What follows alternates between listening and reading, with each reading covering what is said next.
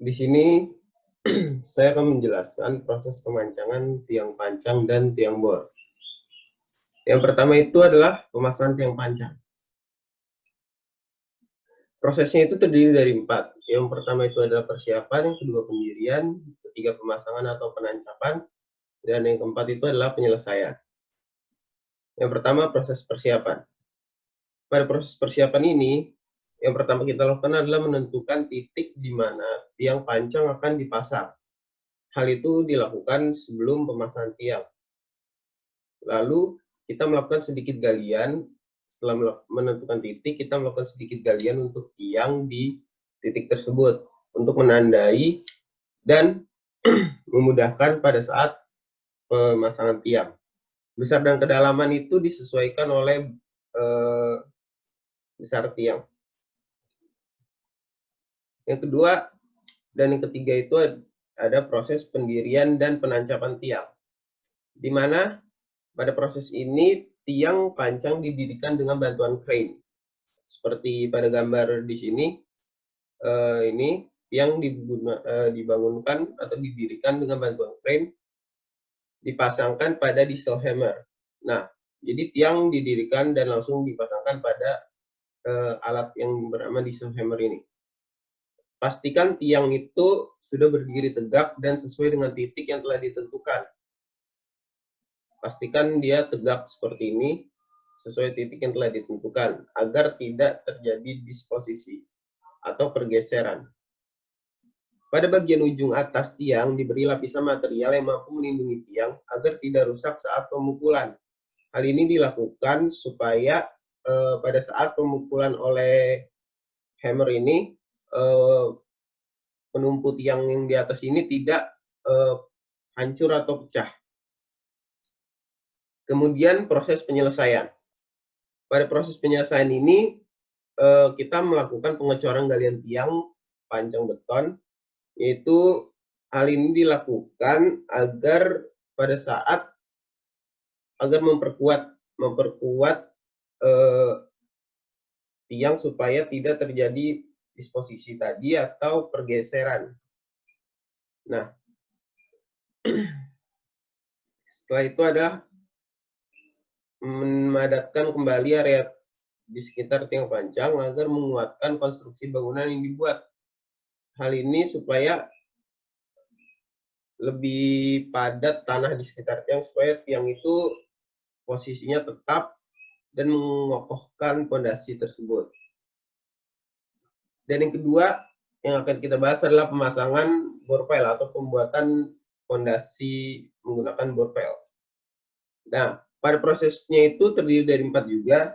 Yang pertama adalah pelaksanaan kerja pengeboran, kedua pelaksanaan kerja pembuatan keranjang besi, yang ketiga pelaksanaan kerja instalasi keranjang besi, dan yang keempat pelaksanaan kerja pengecoran. Kita bahas satu persatu. Pelaksanaan kerja pengeboran. Pada tahap pertama ini, pekerjaan persiapan. Tahapan penentuan titik-titik bor berdasarkan DNA pondasi yang telah direncanakan sebelumnya. Nah, selanjutnya persiapan pengeboran. Pada tahap ini pemasangan plat pada tanah untuk pemindahan mesin bor atau akses kepada lubang bor. Terus perlengkapan bor disiapkan, penyesuaian posisi mesin bor pada titik juga disiapkan. Kemudian pengeboran awal. Pada pengeboran awal ini dilakukan hingga kedalaman 2 meter, di mana menggunakan drilling. Drilling nanti kita dapat lihat contohnya di video. Drilling paket ini bentuknya itu seperti tabung ya. Nah, hal ini dilakukan dengan teliti dan hati-hati. Karena jika miring, maka akan merusak konstruksi atau pondasi tidak optimal. Kemudian pemasangan temporary casing. Pemasangan temporary casing ini bertujuan untuk menahan agar tanah di kiri kanan itu tidak longsor. Temporary casing ini dipasang menggunakan bantuan kren untuk menyesuaikan posisi casing tersebut. Kemudian pengeboran lanjutan. Setelah temporary casing dipasang, kemudian pengeboran dilanjutkan hingga kedalaman yang sesuai rencana, atau pengeboran hingga mencapai tanah keras. Selanjutnya adalah pelaksanaan kerja pembuatan keranjang besi. Pembuatan yang pertama itu adalah pembuatan besi spiral. Jika diameter tulangan yang dipakai adalah lebih dari 13 mm, maka menggunakan roller atau tenaga manusia. Namun jika lebih besar dari 13 mm, maka menggunakan mesin tekuk elektris. Kemudian yang kedua adalah pembuatan concrete spacer.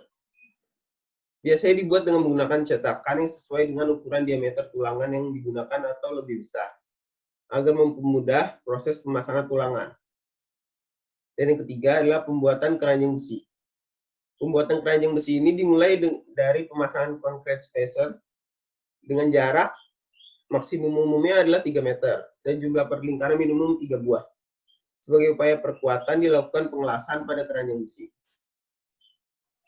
Selanjutnya adalah pelaksanaan kerja instalasi keranjang besi, di mana pekerjaan pertama itu adalah pekerjaan persiapan. Pada tahap ini adalah kita melakukan pengecekan bagian-bagian keranjang besi. Setelah itu dipindahkan ke dekat lubang bor dan diletakkan di atas sebuah tumpuan agar tidak menyentuh tanah langsung. Nah, selanjutnya adalah instalasi keranjang besi. Jika keranjang besi itu lebih besar dari 12 meter, maka dibuat 2 sesi. Dengan menggunakan kren, keranjang besi pertama dimasukkan, kemudian diganjal dengan cara dikaitkan pada casing. Lalu angkat kembali keranjang kedua dan sambung dengan cara dilas, lalu diturunkan kembali hingga mencapai kedalaman yang diinginkan. Kemudian tahapan selanjutnya adalah pelaksanaan kerja pengecoran. Pada tahap ini kita ada 4 tahap, yaitu pekerjaan persiapan, instalasi pipa termi, kemudian ada pengecoran dan pencabutan temporary casing. Pekerjaan persiapan. Persiapan yang diperlukan yaitu menyiapkan rute jalan masuk untuk truk mixer beton, hingga lubang bor yang akan dicor bila diperlukan menggunakan plat, agar tidak longsor tanah. Lalu pembuatan galian menampung air tanah yang bercampur dengan lumpur yang keluar saat pengecoran dilaksanakan. Hal ini perlu dilakukan agar air dapat teraliri dengan baik menuju saluran drainase. Kemudian yang ketiga adalah persiapan alat yang akan digunakan untuk pengecoran pun harus dilakukan, seperti penyiapan pipa termi, supaya beton segar dapat mengalir dengan baik pada lubang bor yang akan dicor. Juga persiapan baut pengunci kren agar dapat saat pengangkatan itu penyambungan pipa termi lebih efisien waktu. Dan yang terakhir, yang keempat itu adalah slam test. Perlu dilakukan sebelum pengecoran dimulai agar spesifikasi beton yang kita punya itu sesuai dengan yang diinginkan. Selanjutnya tahap kedua adalah instalasi pipa tremi. Pemasangan pipa tremi harus dilakukan dengan teliti dan sedemikian rupa agar mencapai kedalaman tanah yang direncanakan. Sebuah pipa tremi ini memiliki panjang 3 meter, sehingga perlu disambung ke dalam rencana. Disambung beberapa pipa termi untuk mencapai kedalaman rencana. Perlu diperhatikan, untuk sambungan pipa termi ini harus kedap air, sehingga beton yang akan dicor mengalir di pipa dengan baik. Dan tahap selanjutnya adalah pengecoran.